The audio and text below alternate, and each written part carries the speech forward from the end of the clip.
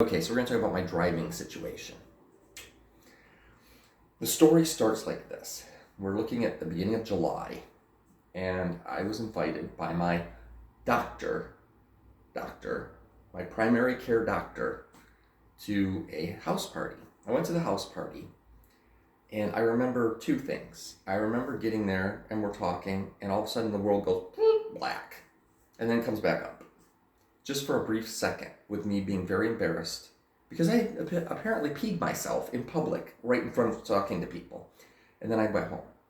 And I must have done something to my car a little bit, but nothing bad. So I sat and thought on that for a couple days, and I'm like, I don't want to go back. And I got invited to Saturday, which was at 2 o'clock, and I'm like, okay, it's 2 o'clock. These people can't be that bad. It was worse. I'm in the pool, and one of the strippers from town was there right behind me. I'm like, oh, hey, how you doing? He's like, do I know you? And I'm like, we had a very long conversation one night. Was I working? Yes, you were. Oh, well, I don't remember anything from when I'm working. And I'm just sitting there looking at him like, and he's smirking like, yeah. I said, oh, okay. He says, well, what were we talking about? And I said, nah, we're good. We're good, bro. And I turned around. And basically it was like, okay, if you're going to play this, I'm going to play the opposite, which is disinterest. Complete, utter disinterest. And he's like, no, seriously, what were we talking about? And I said, no, seriously, I'm good.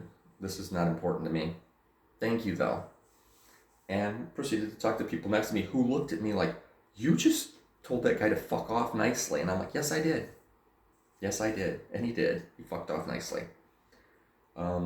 But as I'm talking to them, the roll goes black.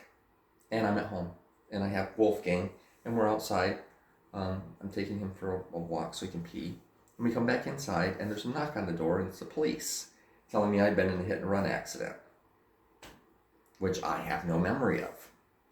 I have this brief, like, what just happened memory, and that's it. So, Roofie. If you're in Hilliard, if you get invited to a pool party in Hilliard or Dublin, and I don't remember which one it is, don't go. Just don't. I think it's Hilliard. Don't go.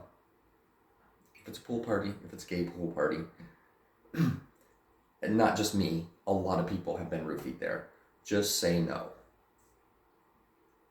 I tell everybody that because what's happened to my driver's license by me? Court was Thursday.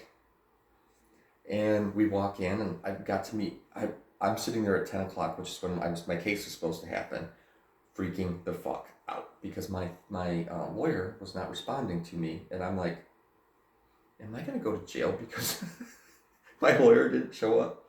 No. He finally comes out, and he's looking around, and he says my name, and I walk up to him. And he says, hi, my name is so-and-so. Thank you. By the way, he's really cute and looks very Italian, which is a plus. And we just start talking, and he says, okay, this is how this is going to work. They're going to suspend your license. They could put you in jail for 60 days. They can fine you up to $5,000. All of this is way beyond my scope. And, and he went through the whole thing. And I'm like, okay, I'm fucked. So we go in, and the prosecutor walks through what he needs to do. And then he says, Mr. Johnston provided recompense, whatever that word is. I paid the money for, our people to the amount that they had said they wanted. She did come back and say she wanted $1,000 more because she was unable to find a car at the value of her car because it had been totaled. Now, mind you, if it was totaled, she would have gotten a check from the insurance company. Because I got a check from the insurance company. And she would have gotten the money that I put in. So that would have equaled double the value of her vehicle. And then she wanted $1,000 more. And the prosecutor said, we've already agreed to this agreement. You should have done more due diligence on your side. He's done everything he was told to do. So he basically stood up there and said, no fine. Just don't, he doesn't need a fine. He doesn't need this. He doesn't need that. It's up to you. He says, and then they said, does he have a past? Does he have a history? He says, yes, and he flipped through his notes and he had none of it. So he says, I can't really talk to it because I thought it was in here, but it wasn't. I just know that his license was suspended. And they turned to me and they says, is your license suspended? I said, no, it's not now. Okay. And so I got a slap on the wrist, no fine. I'm under, not house arrest.